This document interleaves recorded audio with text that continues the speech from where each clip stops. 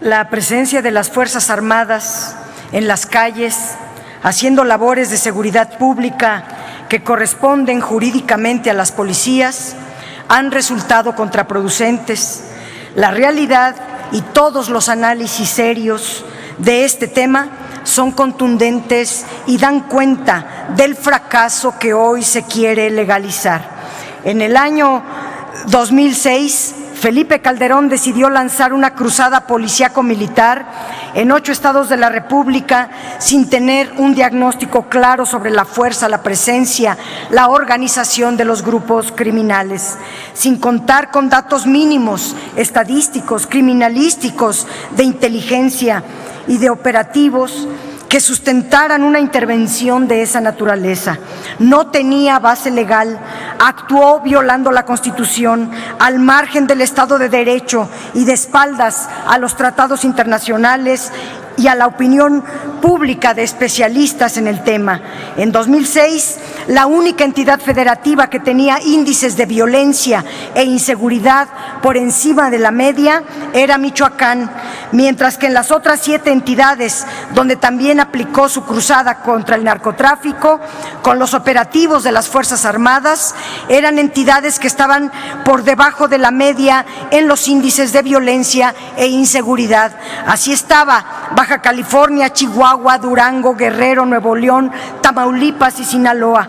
Sin embargo, a partir de la entrada en vigor de este esquema de seguridad, con la presencia permanente e indefinida de las Fuerzas Armadas en labores cotidianas de seguridad pública, se incrementaron los índices de violencia en forma exponencial en esas 8 entidades donde originalmente se desplegó este esquema de seguridad.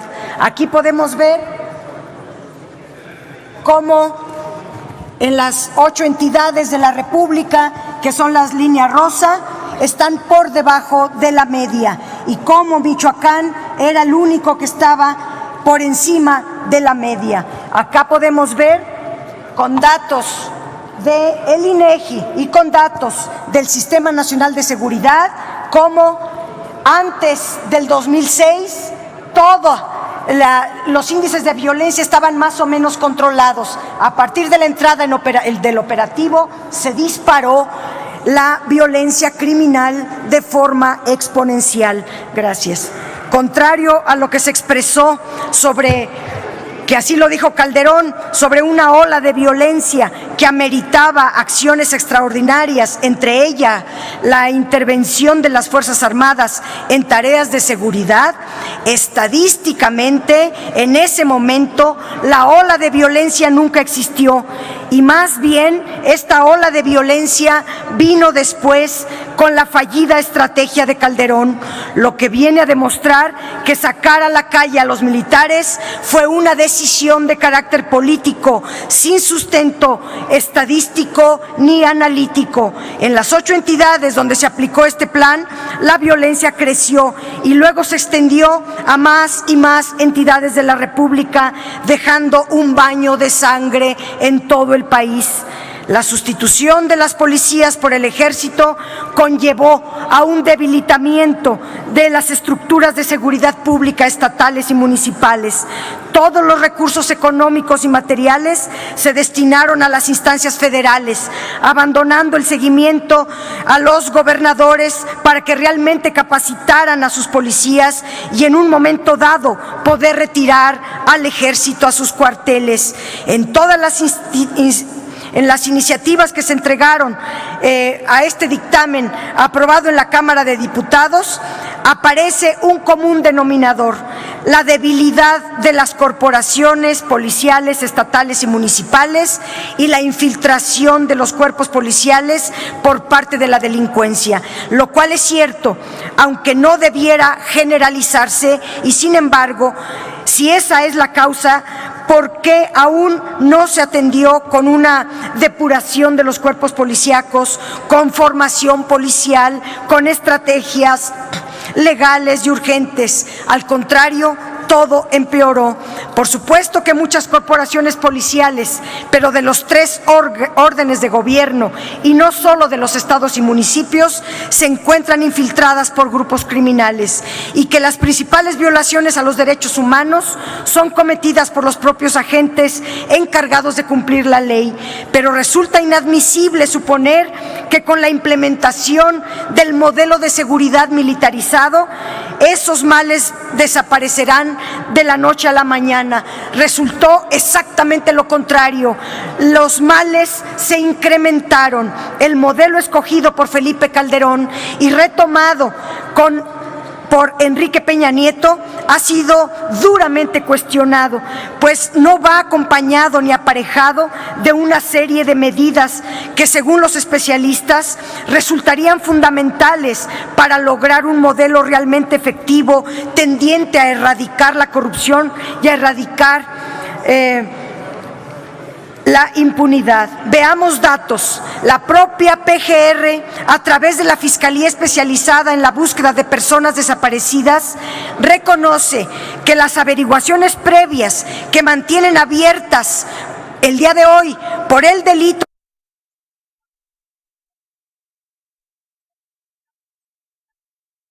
como probable responsable del 41% de los casos de desaparición forzada. El Ejército Mexicano es supuesto responsable de 35% de los casos y las policías municipales del 18%. Estas cifras, sin lugar a duda, nos dan una muestra de que la crisis en los cuerpos policiales y de seguridad está en los tres niveles de gobierno y no, como se afirma en este dictamen, solo a nivel municipal y estatal, y se da tanto en las policías, pero también en las Fuerzas Armadas. Ahora bien, la debilidad institucional de las corporaciones policiales, estatales y municipales, y su fuerte propensión a incurrir en actos de corrupción no puede ser la premisa sobre la cual se pretenda imponer este modelo de seguridad militarizada, pues no existen datos ciertos ni un estudio que permita dimensionar la intervención real de las Fuerzas Armadas de seguridad por cada territorio en particular y no de manera genérica y abstracta como se hace en este dictamen. El dictamen omite todo lo concerniente a la procuración de justicia, a la investigación criminal, a las labores de prevención, a la falta de sanción, a los actos delictivos. Es decir, la impunidad repercute directamente en el aumento de la incidencia delictiva y en la capacidad de fuerza de los grupos delictivos. De acuerdo a los datos del INEGI y del Sistema Nacional de Seguridad Pública, Calderón sumó en su mandato un total de 120,935 homicidios dolosos. Por su parte, Peña Nieto acumula 114,061 asesinatos en lo que va de su administración hasta octubre pasado. Pero falta un largo año todavía para que acabe el sexenio de Peña Nieto y está a tan solo 6,874 muertos para alcanzar el récord de Calderón de mantenerse la tendencia de homicidios que lleva este año 2017, que ya es el año más violento de toda la historia reciente. En 3 meses más, el mandatario del PRI establecerá la nueva marca como el sexenio más violento desde la Revolución Mexicana. Según datos del Secretariado Ejecutivo del Sistema Nacional de Seguridad Pública, señalan que de enero a octubre de 2017 se han registrado 23,968 homicidios dolosos y tan solo en octubre hubo 2,764 asesinatos. Estas cifras superan ya los 22,849 homicidios dolosos que se registraron en el año 2011, año que fue considerado el año más violento y que fue cuando se inició la guerra contra el narcotráfico, producto de ella. Este recuento de cifras evidencia no solo la inexistente estrategia de seguridad, sino sobre todo la ineficacia de la intervención de las Fuerzas Armadas realizando tareas de prevención, de seguridad y de persecución de delitos. Las cifras no son opiniones o subjetividades, como algunos legisladores señalan a quienes nos oponemos a esta ley. Los números no nos dejan mentir al afirmar que legalizar este modelo de seguridad militarizada es un sinsentido. Por otra parte, estas cifras de impunidad la señala la Universidad de las Américas de Puebla, que señala que el índice global de impunidad en México en 2016, con información obtenida del INEGI y otras fuentes oficiales, del total de delitos consumados, solo el 5% llega a una sentencia condenatoria. La impunidad, por tanto, es del 95%. Por ello es indispensable conocer las debilidades institucionales de las fuerzas policiales, estatales y municipales para diseñar una estrategia de fortalecimiento gradual para, en esa medida, aplicar el retiro gradual de las Fuerzas Armadas. También se requiere tener a la mano el diagnóstico de la debilidad institucional de las procuradurías o fiscalías estatales para no tener una visión sesgada del problema. Se debe resolver el alto grado de impunidad existente en México. Otro de los datos elocuentes y un estudio vital que no debe de faltar en un análisis como este son los datos que miden el índice de letalidad de las Fuerzas Armadas en los años recientes. El CIDE hace un estudio sobre la operación de las Fuerzas Armadas en operativos de combate a la delincuencia y sobre la letalidad de sus actuaciones. Basándose en información oficial, deduce que dicho estudio arroja el dato de que 4 de cada 10 combates fueron eventos de letalidad perfecta, es decir, donde solo hubo muertos, ningún herido, una letalidad del 100%. Los eventos de letalidad del 100% se incrementaron año con año. En 2007 hubo 15, en 2011 451 y actualmente se registran más del 86% de los casos con índice de letalidad total. Es decir, que para las Fuerzas Armadas la prioridad es abatir a las personas a las que se les hace frente, en vez de detenerlas y presentarlas ante el Ministerio Público, procesarlas, juzgarlas, como debería de ser y como lo marca la Constitución. La actuación de las Fuerzas Armadas en estos casos no solo es letal, sino violatoria de los derechos humanos. Todo ello ha repercutido en una espiral de violencia criminal que reacciona ante la fuerza letal con cada vez mayor violencia y virulencia. Validar estos hechos es aceptar que los principios de presunción de inocencia, del debido proceso, quedan subsumidos a meros formalismos frente a la actuación militar que prioriza la muerte sobre las detenciones y los procesamientos judiciales. Hay el uso legítimo de la fuerza, que debería de tener protocolos, indicadores, estándares muy claros que permitan no solo limitar abusos y excesos, sino procurar el respeto a los derechos humanos, el respeto a la vida y a la integridad de la ciudadanía. El artículo 21 constitucional contempla los principios rectores de las fuerzas de seguridad pública: la legalidad, la eficacia, el profesionalismo y la honradez. Por ello, se debe regular el uso de la fuerza de los cuerpos de seguridad.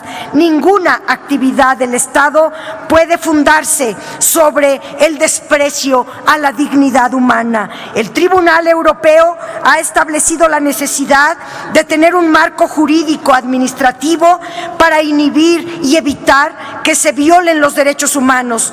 También debe haber marcos normativos que rijan la prevención, la supresión y castigo a conductas violatorias de los derechos humanos.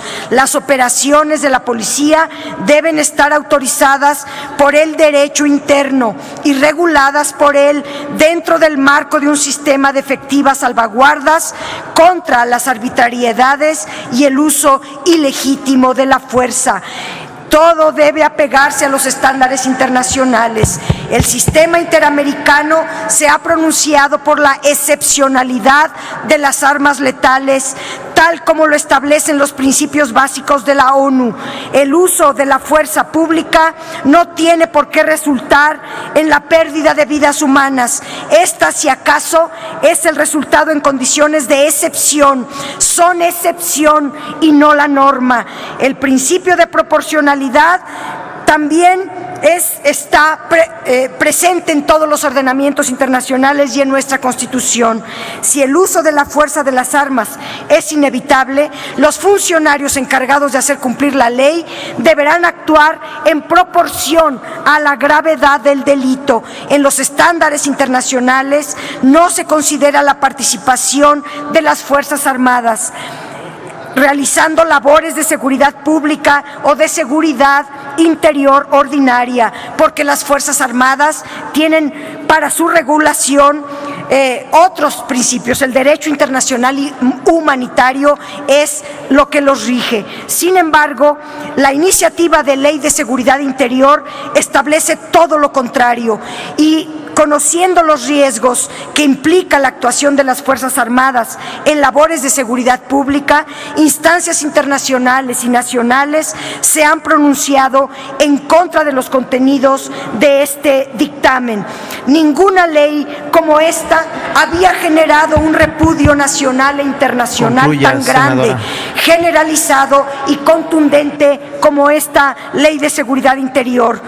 Se han rechazado, desechado las voces más prestigiadas y experimentadas en la materia. Se han convertido en un Congreso de la Unión como cómplice mudo y abyecto de un golpe autoritario que sepulta el Estado de Derecho.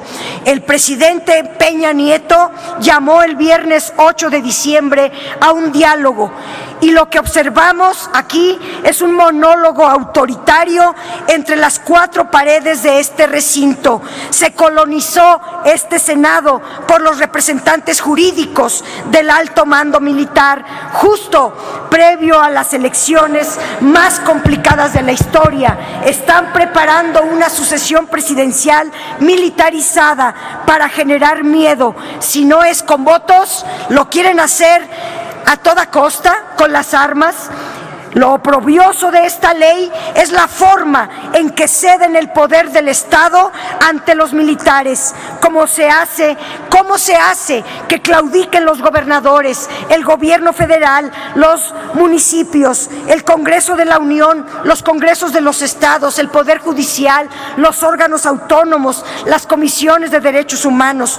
Todos estarían supeditados a un mando militar en cuanto se haga la declaratoria en tal o cual territorio del país. Ahora, en lugar de mandar a Castillo, enviado a Michoacán, a suplantar todo el poder de las autoridades estatales legalmente electas, llegará un comandante a Michoacán, a Morelos, a Tamaulipas, a Colima, a los 27 estados porque se trata de una cesión del poder a los militares que irán tomándolo conforme vayan emitiéndose las declaratorias de protección a la seguridad interior hasta que los militares operen en toda la República, porque en esta ley, el Ejército hará acciones permanentes de prevención. Ante esta ley de seguridad interior, hoy día existen controles a los militares. En esta ley se omiten todos los controles. Por ejemplo, si un militar quiere allanar un domicilio, tiene el control de un juez que debe autorizarlo. Nadie puede ser molestado en su domicilio sin una orden de un juez. Pues ahora, con esta ley de seguridad interior, basta. con que el mando Concluya militar su diga intervención, por en favor. esta casa hay un riesgo de amenaza, se allana esa casa. Más grave aún, no tienen que justificarlo, porque en esta ley todos los datos de inteligencia, todo lo que son análisis de riesgos y toda la información que manejen las Fuerzas Armadas es considerada de seguridad nacional y nadie podrá tener acceso a ella. Esta ley de seguridad interior se guía por la doctrina militar, no establece certidumbre jurídica para nadie, no contiene procedimientos claros, no incluye los derechos humanos, todo se engloba en una burbuja oscura, ajena a la democracia, a los valores y a los principios establecidos en la Constitución que diseña una república democrática. No es que estemos culpando al ejército de la ola de violencia, pero sí estamos afirmando que la fallida estrategia de seguridad militarizada que involucra al ejército no funciona. Si el plan es malo, los resultados son peores y quien lo ejecuta, en este caso el ejército, sufre los efectos de esa decisión. Definitivamente, militarizar al país, lejos de ser una solución, es legalizar la tragedia de desolación, de violencia y de muerte, en ausencia de gobernabilidad que se vive en varios estados del país. Podrán repetir una y otra vez que no se trata de militarizar la seguridad pública, podrán insistir en que es un instrumento jurídico para normalizar, para regularizar lo irregular. Lo que no podrán lograr es la credibilidad y la legitimidad frente a la población. Concluya, por favor, senadora. Esta no es una ley para la seguridad interior, sino una ley para la guerra civil. En mi siguiente intervención, que me apunté en contra, seguiré argumentando muchos elementos en contra de la Ley de Seguridad Interior. Gracias, senadora.